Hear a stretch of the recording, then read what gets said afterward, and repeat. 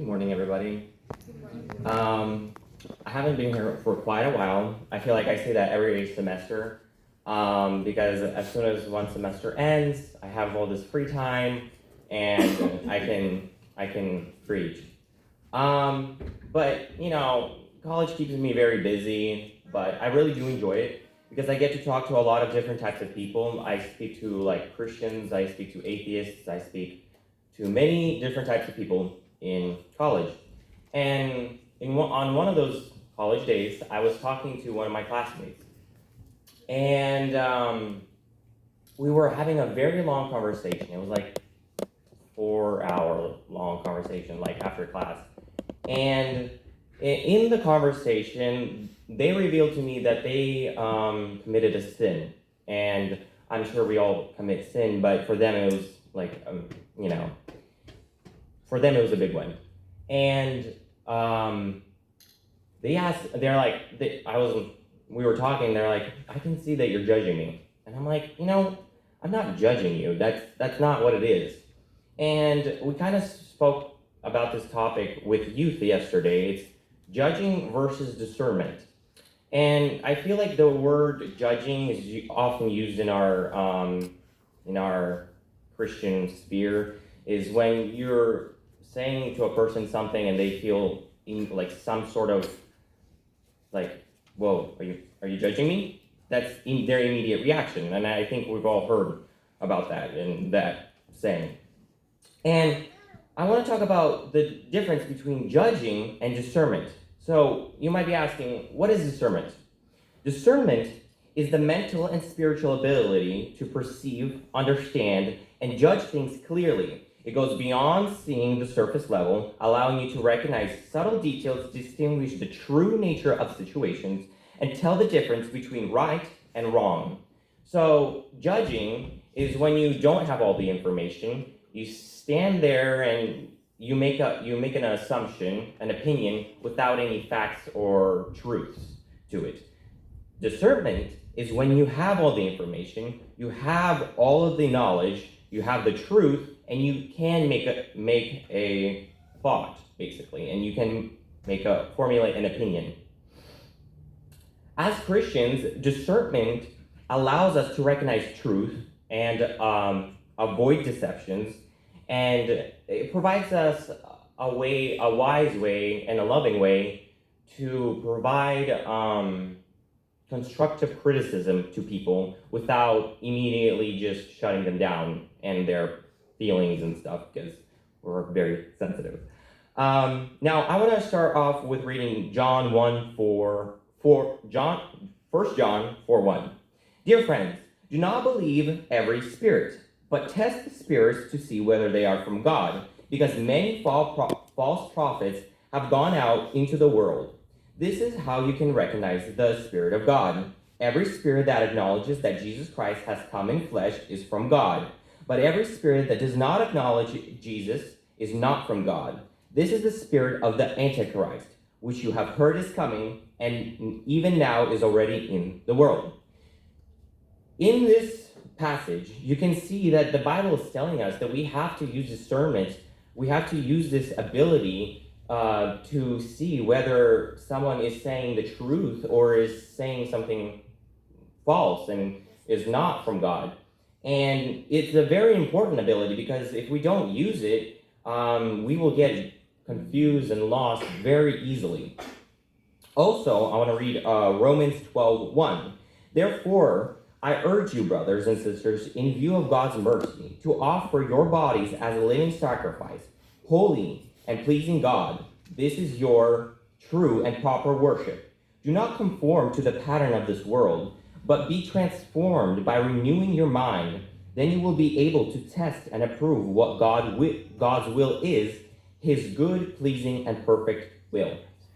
Here's another place where it says you have to have the ability, discernment, to see what God's will is. Because if you don't have that, you're going to be so very lost, and it's already hard to stay on this narrow path. And when you have these things that you can't tell which is true and what is right and what is wrong, it makes it like 10 times more confusing.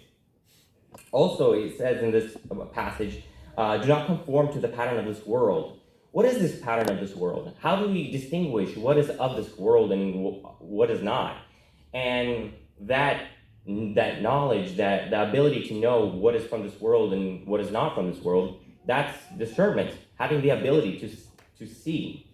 Also, in Matthew 7:15 through 16, it also kind of states of you gotta watch out for people. Watch out for false prophets. They come to you in sheep's clothing, but inwardly they are ferocious wolves. By their fruit you will recognize them. Do not. I'm just gonna stop there. By their fruit you will know who they are. Basically, that is a very, very distinct passage. It tells you basically that's one of the abilities in discernment. You don't. I mean, by their fruit is their actions. So seeing what they do, it's like in church, let's say a person is pretending to be a good person. He prays very hard, he does good deeds, he gives the tithing, he gives money to the church, he gives he does a lot of things to the church. And you would think that this person is such a good person. You're all like, oh my goodness, that person is definitely going to heaven because he's a good person. He's doing so many good things, and there's nothing really that I can say that is wrong. But when that person goes home, he does the complete opposite of what he says. So let's say I say that, yeah, I don't drink coffee. It's bad for my teeth, and I don't drink coffee. And everyone's like, wow, Boris doesn't drink coffee. But then I go home and drink coffee. That's the complete opposite of what I just said. Now, they might be very small. It might not be even a sin, but like drinking coffee is not a sin. But that's an example of what a person does. And by their actions. So the more you know the person, the more you can get to know what their actual life looks like, and you can see that, hey, something's not aligning here. So and the Bible states that we have to use our brains, our ability to see whether if this person is doing something right or there's something up with that. Also, I want to read a story of Jesus and how he uses discernment in his daily life. I'm going to read John 8. But Jesus went to Mount of Olives. At dawn, he appeared again at the temple courts, where all the people gathered around him, and he sat down to teach them. The teachers of the law and the Pharisees brought in a woman caught in adultery. They made her stand before the group and said to Jesus, "Teacher, this woman was caught in the act of adultery. In the law of Moses commanded us to stone such a woman. Now what do you say?" Now they were trying, in this situation, they were trying to catch Jesus. They were trying to trap Jesus in this question, and they tried to accuse him of something. Basically, they were trying to catch something. Now, Jesus used discernment, and he was very wise, and the Bible teaches us to be very wise. And his answer is very interesting. But Jesus bent down and started to write on the ground with his finger. When they kept on questioning him, he straightened up and said to them, "Let any one of you who is without sin be the first to throw a stone at her." Again, he stopped down and wrote on the ground. At this, those who heard began to go away one at a time, the older ones first, until only Jesus was left. With the woman still standing there, Jesus straightened up and asked her, "Woman, where are they? Has no one condemned you?" "No, sir," she said. "Neither do I condemn you," Jesus declared. "Now go on and leave your life of sin." In the story, Jesus uses discernment, and it's a very interesting way, it's a very interesting way of speaking. He didn't use judgment. He didn't say how awful she was that she committed this sin. He didn't say how terrible, how absolutely disgusting of a person she is. He didn't say that. He said it with compassion. He had righteous judgment on her, but he didn't use self-righteousness or you messed up. That's on you. That's your bad. No, he didn't do that. He didn't laugh at her. He used discernment. He said it with a compassionate way. He told her, "Hey, you're you're forgiven, but he still told her, don't do it again. He basically told her, don't sin, but you're forgiven, but don't continue the sin.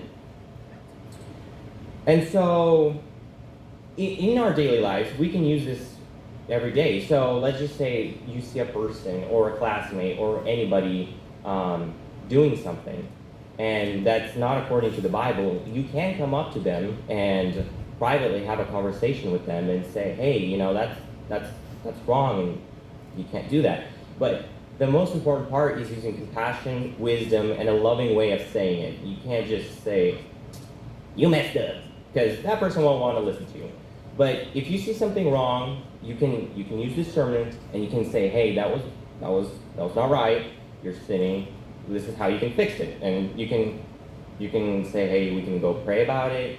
You can tell the person like a Bible passage that you really like. So spiritual discernment is the ability to understand what is truth, distinguish what is good and what is bad, or what is evil, what recognizable comes from God, and what doesn't come from God. And if a person is sinning, or not even a person, if someone around you, in the vicinity, you see someone struggling, or they might not even know that they're sinning, you can use righteous judgment or discernment and help them see what they're doing, what they might be doing wrong, or what sin they're committing.